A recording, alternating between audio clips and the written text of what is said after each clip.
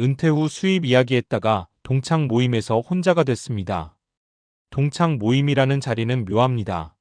학창 시절에는 성적, 대학 취업이 비교의 대상이었다면 어느 순간부터는 집가, 자녀, 직급, 그리고 결국 은퇴 이후의 삶이 화제가 됩니다. 특히 5060대가 되면 이런 질문이 자연스럽게 오갑니다. 연금은 얼마나 나와? 퇴직금은 어떻게 굴렸어? 이제 일 안 하고도 살 수 있어? 겉으로는 정보 교환 같지만 실제로는 서로의 불안과 안도를 확인하는 시간일 때가 많습니다. 누군가는 준비가 되어 있고 누군가는 아직 계산 중이며 누군가는 애써 생각하지 않으려 합니다. 그래서 은퇴 이야기는 돈 이야기가 아니라 앞으로 남은 삶을 어떻게 견딜 것인가에 대한 이야기가 됩니다. 그런데 아이러니하게도 가장 현실적인 이야기를 꺼낸 사람이 어느 순간 분위기를 불편하게 만들기도 합니다. 오늘 이야기는 그런 사람의 이야기입니다.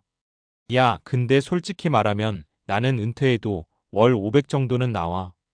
동창 모임에서 시작은 평범했습니다.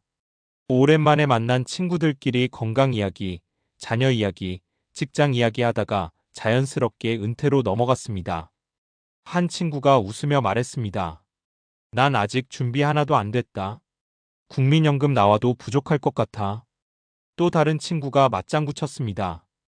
요즘 물가 보면 월 300으로도 쉽지 않지. 그때 어씨가 말했습니다. 나는 계산해 보니까 국민연금이랑 개인연금, 임대 수입 합치면 월 500은 될 것 같아. 그래서 한 62세쯤 정리하려고. 그 순간 분위기가 조금 달라졌습니다. 누군가는 오준비 많이 했네라고 웃었지만 대화는 금방 다른 주제로 넘어갔습니다. 모임이 끝난 뒤 단체방도 조용했고 다음 모임 공지도 유난히 늦었습니다. 며칠 후 친한 친구에게 들었습니다.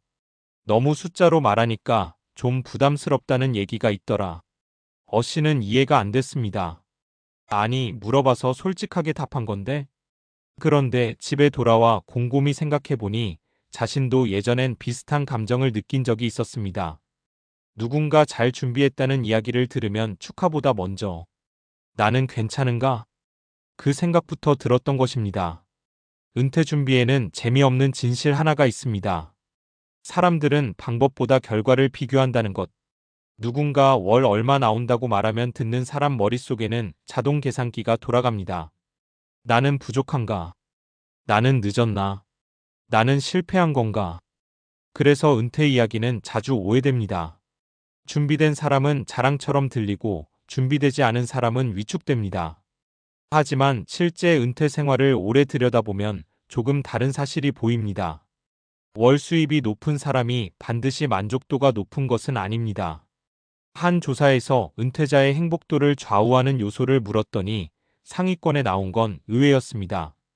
건강, 인간관계, 생활 리듬, 경제적 안정.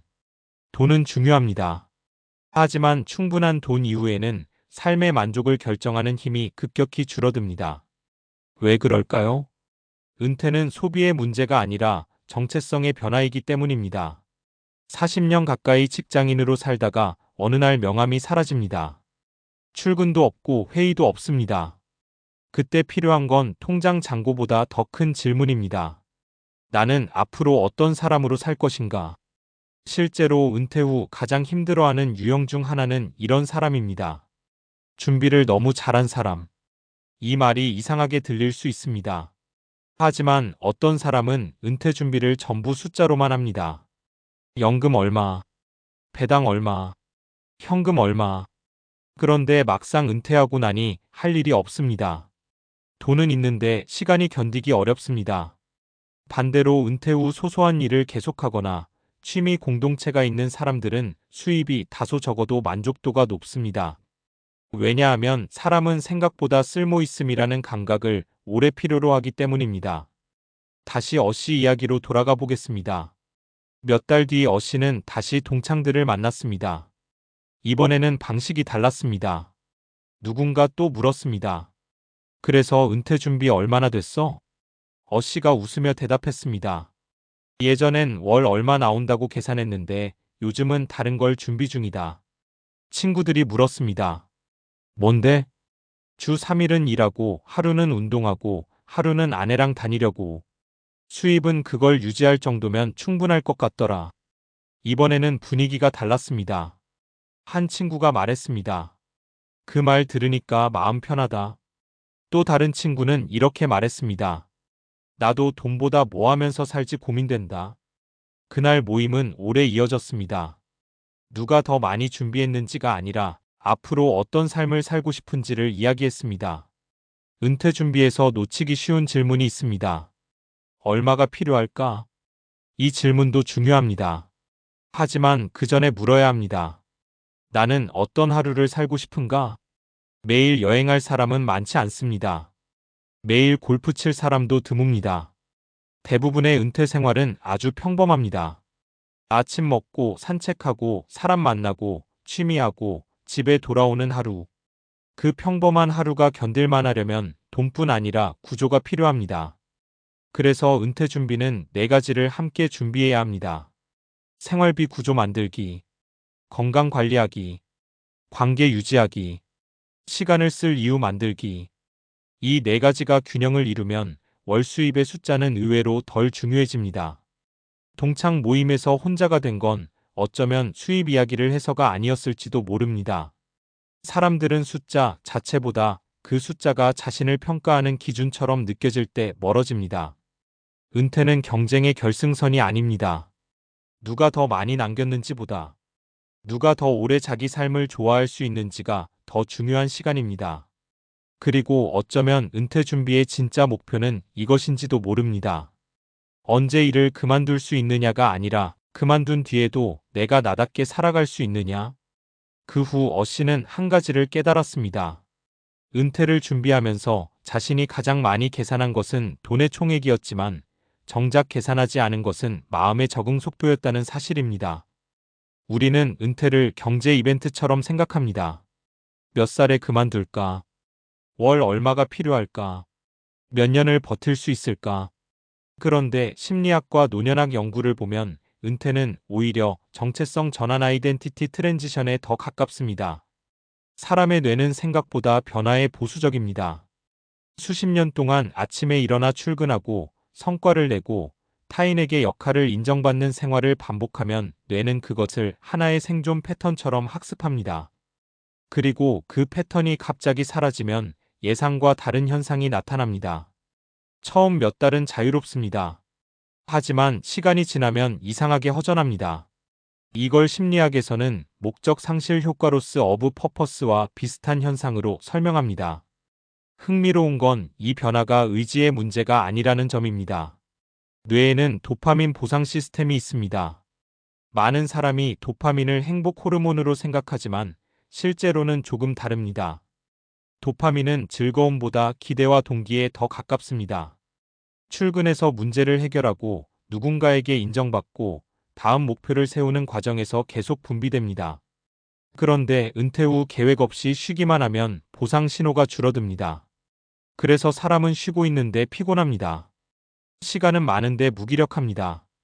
이때 사람들은 착각합니다. 돈이 부족해서 불안한가? 하지만 실제로는 구조가 부족한 경우가 많습니다. 어씨도 비슷했습니다. 은퇴 준비는 잘했다고 생각했는데 어느 날 아침 이런 생각이 들었습니다. 오늘 꼭 해야 하는 일이 하나도 없네. 처음엔 행복했습니다. 하지만 3개월쯤 지나자 낮과 밤이 흐려졌고 운동도 줄었고 사람 만나는 횟수도 줄었습니다. 오히려 직장 다닐 때보다 피곤했습니다. 그때 우연히 읽은 노년 연구에서 이런 문장을 봤습니다. 사람은 일을 해서 건강한 것이 아니라 역할을 가지고 있어서 건강하다. 그 문장이 오래 남았습니다. 그래서 어씨는 은퇴 계획표를 다시 만들었습니다. 이번에는 돈 항목 아래에 새로운 항목을 넣었습니다. 월 수입, 주간 활동 수, 만나는 사람 수, 배우자와 보내는 시간, 새로운 학습 시간. 처음엔 우스워 보였습니다. 하지만 6개월 뒤 변화가 나타났습니다. 예전보다 수입은 조금 줄었는데 삶의 만족은 오히려 높아졌습니다. 왜일까요? 뇌과학에서는 이를 행동 활성화 비헤이비어럴 액터베이션화 연결해 설명합니다. 작은 활동, 성취감, 긍정 감정, 다음 행동. 이 순환이 만들어지면 인간은 안정감을 느낍니다.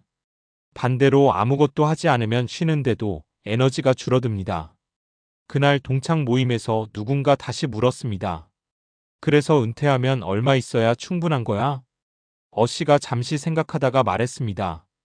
예전엔 숫자가 답인 줄 알았는데 지금은 다르게 생각해. 친구들이 조용히 들었습니다. 어씨가 말을 이었습니다. 은퇴 준비는 통장에 얼마가 아니라 화요일 오전 10시에 할 일이 있는 상태를 만드는 거더라. 순간 모두 웃었습니다. 하지만 웃으면서도 다들 고개를 끄덕였습니다. 누군가는 등산 이야기를 했고, 누군가는 작은 사업 이야기를 했고, 누군가는 손주 이야기를 했습니다. 그날은 이상하게 누구도 월 수입을 묻지 않았습니다. 대신 이런 질문이 오갔습니다. 앞으로 어떤 하루를 살고 싶어? 그리고 어쩌면 은퇴 준비의 마지막 단계는 여기서 시작되는지도 모릅니다. 돈이 나를 먹여 살리는 단계가 아니라 내가 시간을 살아낼 수 있는 단계. 그 준비가 되어 있을 때 사람은 비로소 은퇴가 아니라 새로운 인생을 시작하게 됩니다.